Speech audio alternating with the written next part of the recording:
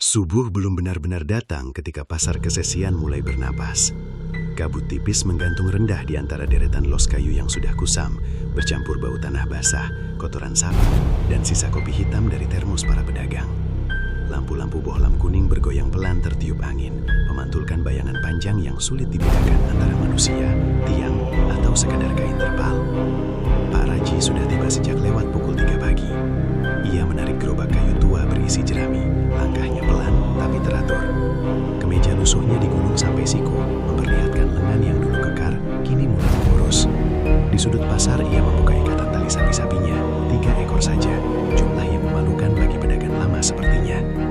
Sapi-sapi itu berdiri diam, terlalu diam, pikir Pak Raji. Biasanya hewan-hewan itu mengembik, menggerakkan kaki, atau setidaknya menghibas-ngibaskan ekor.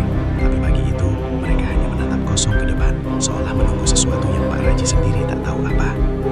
Ia menepuk leher salah satu sapi, mencoba tersenyum. Sing sabar le, gumamnya pelan, lebih seperti bicara pada diri sendiri. Di los sebelah pedagang lain sudah sibuk, ada yang tertawa keras, ada yang menawar dengan suara serak karena rokok, ada pula yang sekadar duduk sambil memeluk jaket. Pasar hidup dengan caranya sendiri, ramai tapi tidak benar-benar hangat. Pak Raji duduk di bangku pendek, mengeluarkan buku catatan kecil dari saku celana. Isinya bukan hitungan besar, hanya angka-angka sederhana, utang pakan, uang sekolah anak, cicilan motor, dan satu catatan kecil yang ia lingkari, jatuh tempo. Lingkarannya ditebalkan sampai kertas hampir robek. Ia menutup buku itu cepat-cepat ketika azan subuh terdengar dari musola ujung pasar. Suaranya parau, terpotong kabut, tapi cukup untuk membuat Pak Raji menunduk sebentar. Ia tidak segera beranjak sholat, bukan karena tidak mau, tapi karena merasa dadanya terlalu penuh untuk berdiri dengan khusyuk. Sudah 3 bulan dagangannya sepi, wabah ternak datang tanpa aba-aba, sapi-sapi kurus, nafsu makan turun, dan pembeli mendadak jadi banyak tanya. Harga jatuh. Orang-orang lebih percaya pedagang besar yang katanya punya jalur sendiri. Pak Raji tahu maksud kalimat itu. Semua orang di pasar tahu, tapi tidak ada yang pernah mengatakannya dengan jelas. Seorang pembeli mampir, menepuk-nepuk punggung sapi Pak Raji. "Kurusan ya Pak," katanya sambil tersenyum tipis. Pak Raji hanya mengangguk, menyebut harga yang sudah ia turunkan. Pagi itu, kandang Pak Raji tidak berisik seperti biasanya. Tidak ada suara kuku menghentak tanah, tidak ada dengusan lapar yang menuntut jerami. Udara justru terasa berat, seperti bau basah yang terlalu lama terperangkap di ruang sempit. Pak Raji berdiri di depan kandang dengan ember pakan di tangan. Ia berhenti melangkah. Salah satu sapi tergeletak miring, tubuhnya kaku, lehernya tertekuk aneh. Matanya terbuka, tapi kosong, menatap lantai tanah yang sudah menggelap oleh kencing semalam. Tidak ada bekas luka, tidak ada darah. Seolah hewan itu hanya berhenti bernapas begitu saja. Pak Raji menurunkan ember perlahan. Tangannya gemetar, bukan karena takut, tapi karena perasaan yang lebih berat, lelah. Ia jongkok, menyentuh perut sapi itu. Dingin. Ia menghela napas panjang, menutup mata sebentar, lalu membukanya kembali seolah berharap pemandangan itu berubah. Tapi tidak, sapi itu tetap mati, tanpa suara, tanpa peringatan. Istrinya, Bu Sari, berdiri di ambang pintu rumah, memeluk lengannya sendiri. "Yang satu lagi gimana?" tanyanya pelan. Pak Raji tidak langsung menjawab. Ia berdiri, berjalan ke kandang sebelah. Sapi kedua masih hidup, tapi napasnya berat. Matanya cekung, air liur menetes tanpa henti. Ketika Pak Raji mendekat, sapi itu tidak bereaksi. "Kayaknya kena juga," jawabnya akhirnya. Bu Sari menunduk. Tidak ada tangis, tidak ada teriakan. Hanya diam yang terlalu panjang, seperti jeda sebelum sesuatu runtuh. 2 hari kemudian, sapi kedua mati. Lalu disusul yang ketiga, pagi berikutnya. Pak Raji mengubur ketiganya di tanah kosong belakang rumah, dibantu 2 tetangga. Tidak ada selamatan besar, hanya doa singkat, air putih, dan tanah yang ditimbun tergesa. Bau bangkai masih tertinggal di hidung Pak Raji hingga malam. Sejak hari itu, kandang terasa asing, kosong, tapi tidak benar-benar sepi. Tali-tali sapi masih tergantung, bergoyang pelan saat angin lewat. Jerami kering menumpuk tanpa gunanya. Pak Raji tetap membersihkan kandang setiap pagi, meski tidak ada yang perlu dibersihkan. Tetangga mulai datang membawa saran. Ada yang menyebut soal vaksin, ada yang menyalahkan pakan, ada pula yang hanya menggeleng sambil berkata, "Zaman sekarang memang berat." Di antara saran-saran itu, selalu ada kalimat yang diucapkan setengah berbisik. "Coba tanya-tanya orang tua, atau ke yang ngerti beginian." Pak Raji pura-pura tidak mendengar. Ia mengangguk, mengucap terima kasih, lalu kembali ke kandang. Malam hari, Bu Sari duduk di lantai, menghitung uang di atas kain.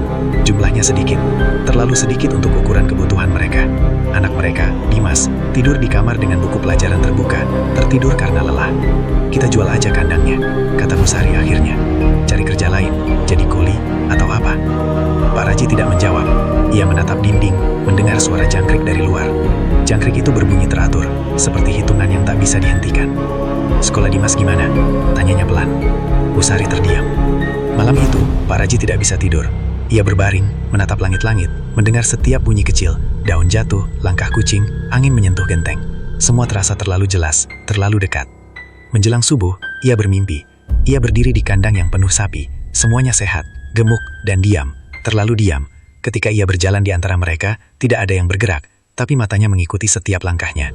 Ia terbangun dengan napas terengah. Sejak kandang itu kosong, malam-malam Pak Raji terasa lebih panjang dari biasanya. Bukan karena ia tidak mengantuk, tapi karena tidur tak lagi datang dengan mudah. Begitu tubuhnya berbaring, pikirannya justru bangun, berkeliling pada hal-hal kecil yang dulu tak pernah ia hitung. Sisa beras di karung, uang sekolah yang belum dibayar, suara batuk anaknya di kamar sebelah. Malam itu, setelah Isya, hujan turun pelan. Bukan hujan deras, hanya rintik yang membuat tanah lembab dan bau daun semakin tajam. Bu Sari sudah tidur lebih dulu, Dimas juga. Rumah kecil itu sunyi, kecuali suara air menetes dari talang yang bocor. Pak Raji duduk di bangku kayu dekat kandang, kebiasaan lama yang belum bisa ia tinggalkan. Meski tak ada sapi, kandang itu tetap seperti bagian dari hidupnya. Ia menyalakan rokok, menghisapnya dalam-dalam, lalu mematikan sebelum habis. Rokok sekarang terasa mahal. Ia sedang menatap tanah ketika mendengar suara langkah, pelan, tidak tergesa. Langkah itu berhenti tepat di luar pagar bambu. Pak Raji mendongak. Seorang lelaki berdiri di sana, membawa payung hitam yang sudah lusuh. Usianya sulit ditebak. Rambutnya sebagian memutih, tapi wajahnya tidak tampak setua itu. Pakaiannya sederhana, seperti warga kampung pada umumnya. Kemeja lengan panjang, celana kain, sandal jepit. "Permisi," kata lelaki itu dengan suara datar. Pak Raji berdiri. "Iya, Pak." "Ini rumah Pak Raji?" "Iya." Lelaki itu mengangguk pelan, lalu menutup payungnya. Ia tidak langsung masuk, hanya berdiri di luar pagar, seolah menunggu dipersilahkan. Pak Raji membuka pintu pagar. "Silahkan, Pak." Mereka duduk berhadapan di bangku kayu. Hujan masih turun pelan. Lelaki itu meletakkan payung di sampingnya, rapi, seperti sudah tahu kemana harus menaruhnya. "Dagangan panjenengan lagi sepi," katanya tanpa basa-basi. Pak Raji terdiam sesaat. "Namanya juga rezeki," jawabnya akhirnya. Lelaki itu tersenyum tipis. Rezeki memang begitu, kadang datang, kadang menjauh. Tapi biasanya kalau menjauh ada sebabnya. Pak Raji merasa dadanya menghangat, bukan oleh marah, tapi oleh rasa tersentuh. Ia tidak bertanya siapa lelaki itu, tidak juga bertanya dari mana ia tahu soal dagangannya. Di kampung kecil seperti ini, kabar selalu bergerak lebih cepat dari orangnya. "Panjenengan capek," lanjut lelaki itu pelan. "Bekerja lama, tapi hasilnya makin kecil." Pak Raji menunduk. Kalimat itu terasa terlalu tepat. Lelaki itu mengeluarkan sesuatu dari saku kemejanya, sebungkus kecil berisi daun kering dan sejumput tanah yang dibungkus kain. Ia tidak langsung memberikannya. "Ini bukan pemberian," katanya. "Hanya pengingat." "Pengingat apa?" tanya Pak Raji. "Bahwa ada cara-cara lama yang masih dipakai orang. Cara yang tidak ramai dibicarakan, tapi tetap berjalan." Hujan berhenti. Sunyi mendadak terasa lebih tebal. Pak Raji menelan ludah. "Kalau soal begituan, saya orang biasa, Pak." "Justru orang biasa yang paling sering butuh," jawab lelaki itu ringan. Ia lalu menyebutkan beberapa hal, satu persatu, tanpa nada menggurui. Tentang pantangan tertentu, tentang waktu-waktu yang sebaiknya tidak dilanggar, tentang kebiasaan membersihkan kandang meski kosong. Tidak ada kata pesugihan yang diucapkan, tidak ada janji kaya mendadak, yang ada hanya kalimat-kalimat pendek tentang kelancaran, tentang dagangan yang tidak ditolak pasar. "Kalau saya tidak mau?" tanya Pak Raji pelan. Perubahan itu tidak datang dengan suara keras. Tidak ada kilat, tidak ada mimpi aneh, tidak ada tanda-tanda yang bisa langsung disebut keajaiban. Justru sebaliknya, semuanya terasa terlalu biasa. Pagi pertama setelah malam itu, Pak Raji terbangun lebih awal dari biasanya. Udara terasa segar, tapi bukan karena tidur nyenyak. Ia terbangun karena kebiasaan lama, seperti tubuhnya tahu ada sesuatu yang perlu diperiksa. Ia bangkit, bersubuh dengan gerakan yang lebih pelan dari biasanya. Doanya singkat, bukan karena malas, tapi karena pikirannya tidak sepenuhnya di sana. Setelah itu, ia keluar rumah, berjalan ke kandang. Tanah masih lembab oleh sisa hujan semalam. Jerami kering tergeletak seperti biasa. Tidak ada yang berubah, sampai ia melihat sesuatu di sudut kandang. Seekor sapi muda berdiri di sana. Pak Raji berhenti melangkah. Ia mengucek mata sekali, lalu 2 kali. Sapi itu tetap ada. Tubuhnya coklat tua, tidak terlalu besar, tapi tampak sehat. Tali terikat rapi di tiang kandang, simpulnya kuat, seperti diikat oleh tangan yang terbiasa. "Ini dari mana?" gumamnya. Ia memeriksa sekitar kandang. Tidak ada jejak kaki mencurigakan, tidak ada pagar yang rusak. Ia tahu benar, kandang itu terkunci semalam. Tidak mungkin orang sembarangan masuk. Bu Sari keluar rumah, masih dengan selendang tipis. "Kenapa, Pak?" tanyanya. Bu Sari terdiam lama. Wajahnya bukan menunjukkan senang, juga bukan takut, lebih seperti bingung. "Mungkin titipan?" katanya ragu. Pak Raji tidak menjawab. Ia hanya mendekat, menyentuh leher sapi itu. Hangat, nyata. Sapi itu menoleh sebentar, lalu kembali diam. Hari itu Pak Raji membawa sapi tersebut ke pasar Kesesian. Bukan untuk dijual, belum. Ia hanya ingin memastikan apakah benar pasar akan menerimanya. Dan pasar, seperti yang dibilang orang-orang, memang punya caranya sendiri. Begitu sapi itu diturunkan dari kendaraan, beberapa pembeli langsung mendekat. Tidak ada yang bertanya asal-usul. Tidak ada yang menawar terlalu lama. Harga yang Pak Raji sebutkan diterima begitu saja, seolah angka itu sudah disepakati sebelumnya. Pak Raji pulang dengan uang di saku. Jumlahnya cukup untuk menutup 1 utang kicil. Tidak besar, tapi cukup untuk membuat langkahnya terasa ringan. Keesokan harinya ada sapi lagi di kandang. Lusa bertambah 1. Seminggu kemudian kandang itu kembali terisi, pelan-pelan, tanpa Pak Raji merasa benar-benar membeli. Ia tidak bertanya, tidak ke pasar, tidak ke tetangga, tidak ke siapapun. Dagangan Pak Raji mulai dikenal, bukan karena murah, tapi karena selalu pas. Sapi-sapinya jarang sakit, pembeli jarang komplain. Ada yang bilang sapinya awet, ada pula yang bilang entah kenapa cocok. Di warung kopi pasar nama Pak Raji mulai disebut. Awalnya dengan nada kagum, lalu pelan-pelan berubah jadi bisik. Dulu sepi, sekarang malah susah nyari lapaknya. Padahal orangnya biasa aja. Pak Raji mendengar semua itu sambil menunduk. Ia tidak ikut tertawa, tidak juga menyangkal. Ia hanya merasa ada jarak tipis antara dirinya dan orang-orang lain. Jarak yang tidak terlihat, tapi terasa. Di rumah, Bu Sari mulai tersenyum lagi. Dapur kembali mengepul. Uang sekolah Dimas dibayar tepat waktu. Tidak ada lagi obrolan tentang menjual kandang. Pak Raji mulai menyadari bahwa kelancaran tidak datang sendirian. Ia datang bersama kebiasaan-kebiasaan kecil yang pelan-pelan berubah menjadi aturan. Awalnya hanya soal waktu. Tanpa pernah menuliskannya, Pak Raji tahu kapan ia harus ke kandang, kapan ia sebaiknya diam di rumah, dan kapan ia tidak boleh menyentuh apapun yang berhubungan dengan sapi. Perasaan itu datang begitu saja, seperti ingatan lama yang tiba-tiba muncul kembali. Ia tidak lagi menyembelih sapi sendiri, padahal dulu ia selalu merasa paling tenang jika pisau berada di tangannya. Kini, setiap kali melihat pisau potong, dadanya terasa sesak. Ia memilih menyerahkan urusan itu pada jagal lain, dengan alasan sibuk atau kurang enak badan. Bu Sari sempat bertanya, "Kenapa sekarang nggak pernah nyembelih sendiri, Pak?" Pak Raji mengangkat bahu. "Biar orang lain aja." Jawaban itu terdengar ringan, tapi ada sesuatu di matanya yang tidak berani menatap terlalu lama. Pantangan berikutnya datang tanpa suara. Pak Raji tidak lagi berani menyebut jumlah sapi dengan lantang. Jika ada orang bertanya, ia menjawab kira-kira atau mengalihkan pembicaraan. Di kandang, ia hanya menghitung dengan mata, lalu berhenti sebelum selesai. Seolah ada angka yang tidak boleh disebut. Malam-malam tertentu juga berubah. Setiap menjelang malam Jumat, tubuh Pak Raji selalu terasa gelisah. Tangannya gatal ingin membersihkan kandang, meski siang hari sudah ia lakukan. Jika ia menunda, tidurnya tidak nyenyak. Dadanya terasa berat, napasnya pendek. Suatu malam, hujan turun deras. Bu Sari melarangnya keluar. "Besok aja, Pak, hujan," katanya sambil menutup pintu. Pak Raji berdiri di depan pintu cukup lama. Akhirnya ia tetap keluar. Hujan membasahi bajunya, lumpur menempel di kaki. Tapi begitu ia masuk kandang dan mulai menyapu, perasaan di dadanya perlahan mereda, seolah ada sesuatu yang akhirnya berada di tempatnya. Ia sendiri tidak tahu kepada siapa ia patuh. Yang ia tahu, melanggar terasa lebih menakutkan daripada menurut. Di pasar, perubahan Pak Raji mulai terlihat jelas. Ia jadi lebih pendiam, tidak ikut bercanda, tidak ikut menertawakan gosip. Jika ada pedagang lain membicarakan hal-hal gaib, ia selalu pergi dengan alasan hendak ke kandang.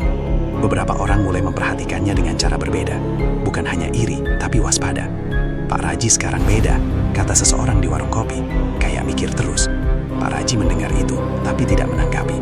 Ia lebih sibuk memperhatikan hal-hal kecil. Arah angin, suara sapi saat malam, posisi tali di kandang. Semua terasa punya arti, meski ia tidak tahu artinya apa. Ibadahnya ikut berubah. Pak Raji masih sholat, masih berdoa, tapi sering terhenti di tengah.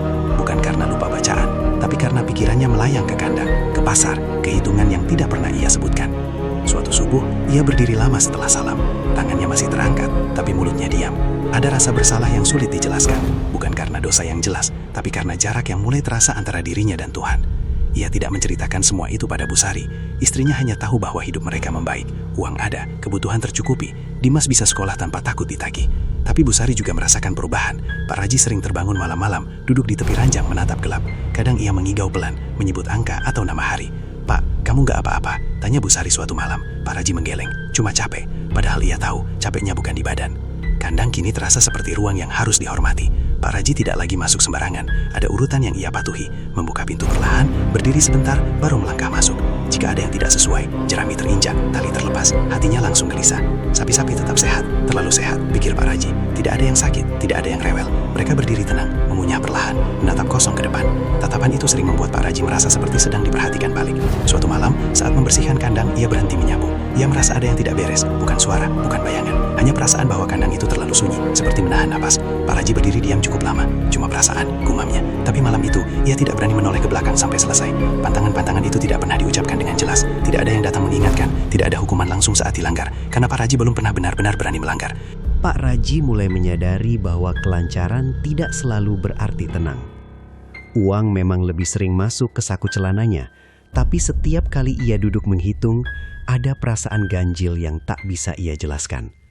Angkanya bertambah, tapi dadanya justru terasa kosong.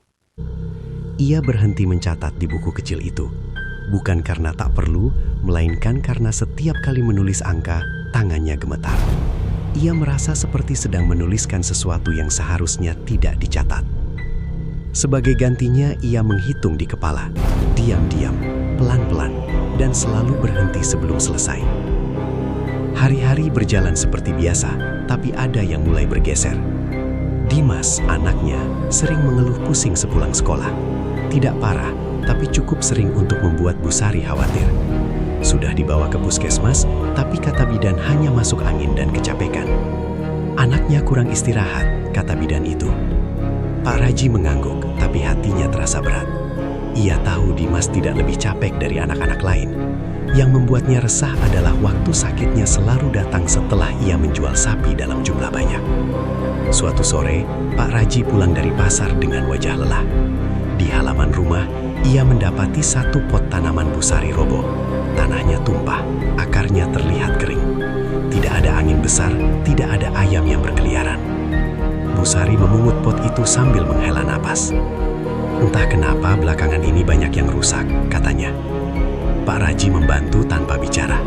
Ia merasakan sesuatu seperti pola, tapi terlalu takut untuk menyusunnya menjadi pikiran utuh.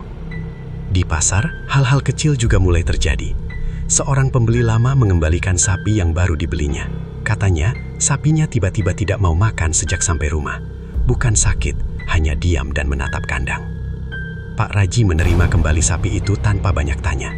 Anehnya, begitu sapi itu kembali ke kandang Pak Raji, ia langsung makan seperti biasa. Kejadian itu membuat Pak Raji tidak bisa tidur semalaman. Ia mulai menghitung ulang, bukan uang, tapi kejadian. Setiap kali ia untung besar, selalu ada yang berkurang. Kadang kesehatan, kadang ketenangan, kadang hanya perasaan kecil yang hilang tanpa bekas.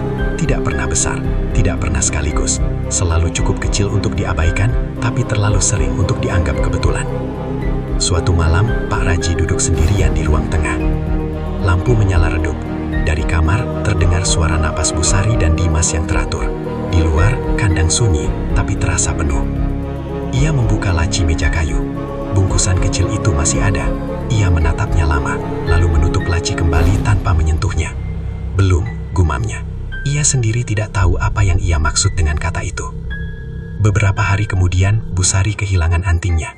Anting kecil dari emas, bukan mahal, tapi hadiah dari ibunya dulu. Dicari ke seluruh rumah, tidak ketemu. Pasar Kesesian tidak pernah benar-benar diam.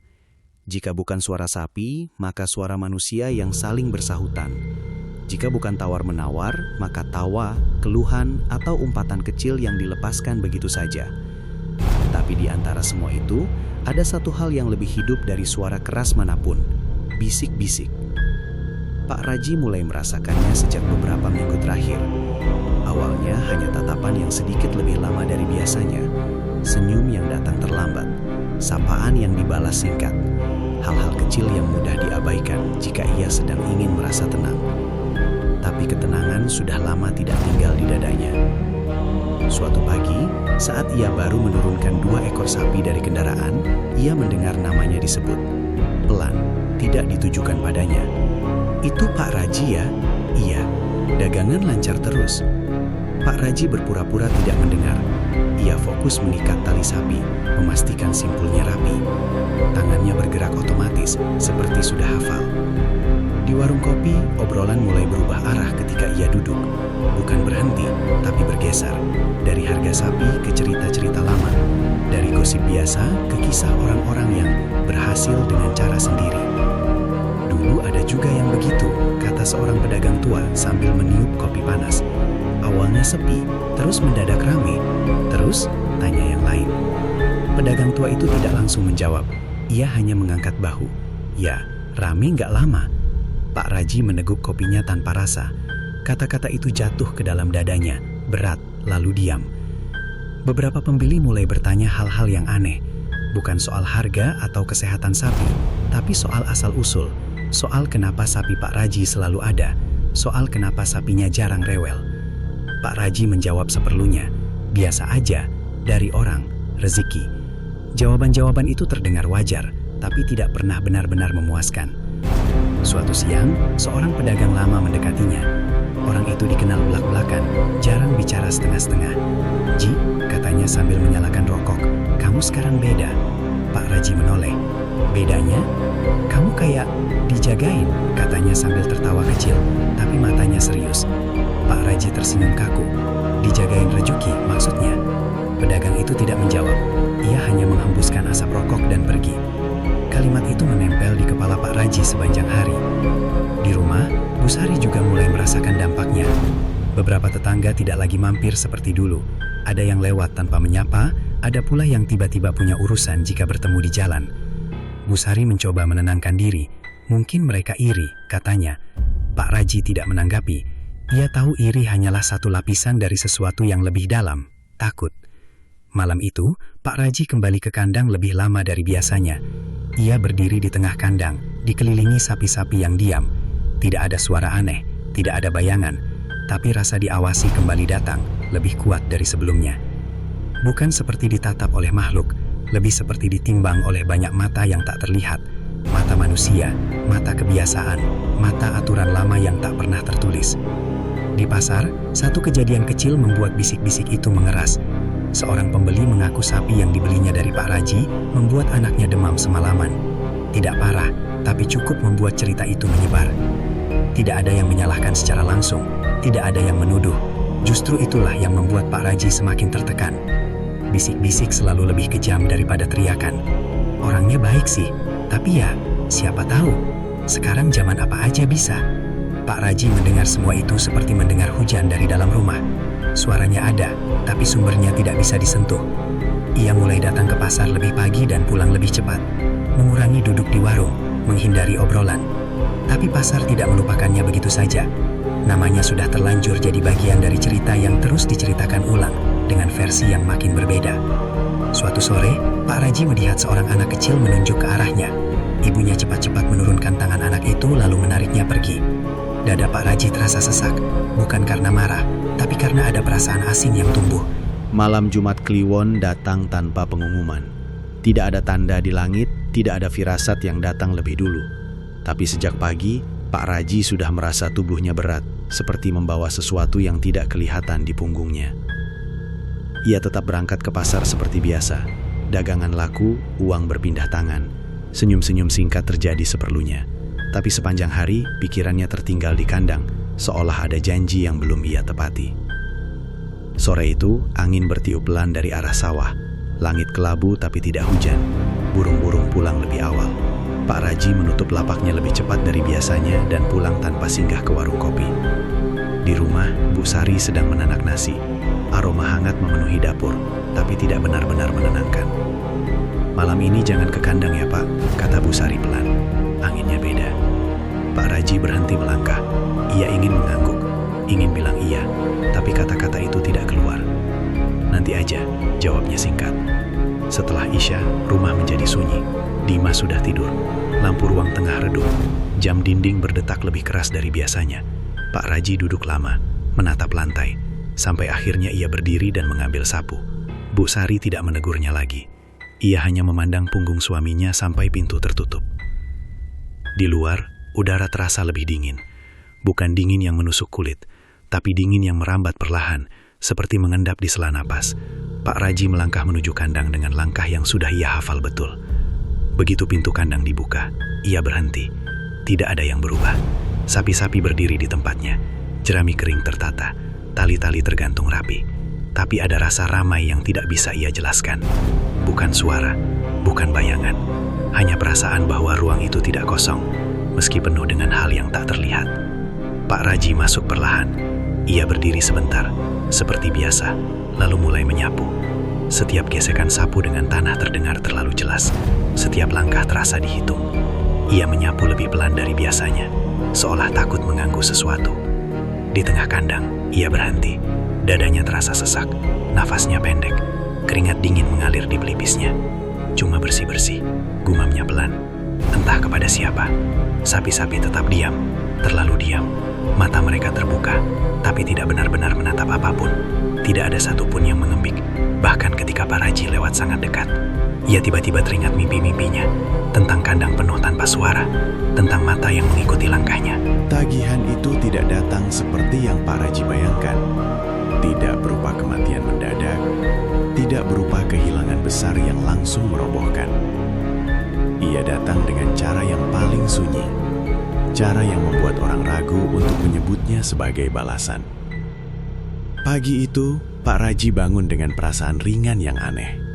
Tidak ada gelisah di dada, tidak ada dorongan untuk segera ke kandang. Untuk pertama kalinya setelah sekian lama, ia duduk di tepi ranjang tanpa tergesa. Bu Sari sedang menyiapkan sarapan.